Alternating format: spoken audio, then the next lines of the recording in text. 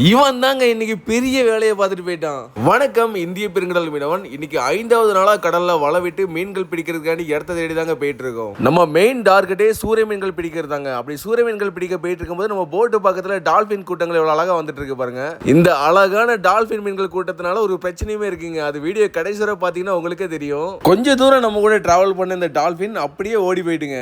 நம்மளுமே இன்னைக்கு 4 மணிக்கு சரியா வலை விடுறதுக்கான இடத்துக்கு வந்துட்டு வலையுமே விட ஆரம்பிச்சிட்டோங்க. இன்னைக்கு கடல்ல வலை எல்லாத்தையும் விட்டு முடிச்சதுக்கு அப்புறம் இரவு சாப்பாட்டுக்கு ரசம் வச்சு எல்லோஃபின் டியூனா மீன் இருக்குல்ல, அதை பொரிச்சு சாப்பிட்டோம். இரவு சாப்பாடு சாப்பிட்டதுக்கு அப்புறம் ஒரு 9 மணிக்கு குட்டி தூக்கத்தை போட்டு மறுபடியும் நைட்டு 12 மணிக்கு எந்திரிச்சு வலையுமே பிடிக்க ஆரம்பிச்சிட்டோங்க. நேற்றை கம்பேர் பண்ணும்போது நமக்கு ஆரம்பத்துல இருந்து அதிக சூரிய மீன்கள் நம்ம வலையில வந்துட்டே தாங்க இருந்துச்சு.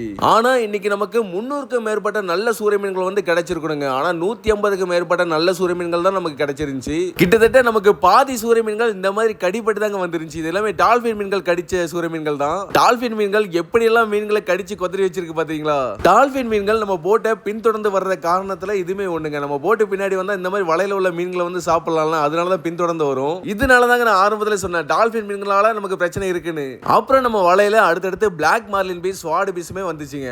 அப்புறம் சூடா ஒரு கட்டாஞ்சாயா குடிச்சிட்டு இதுவரை பிடிச்ச மீன்கள் எல்லாத்தையுமே ஐஸ் சர்க்கிள் வச்சுட்டு காலைல சாப்பாடுமே சாப்பிட ஆரம்பிச்சாச்சுங்க.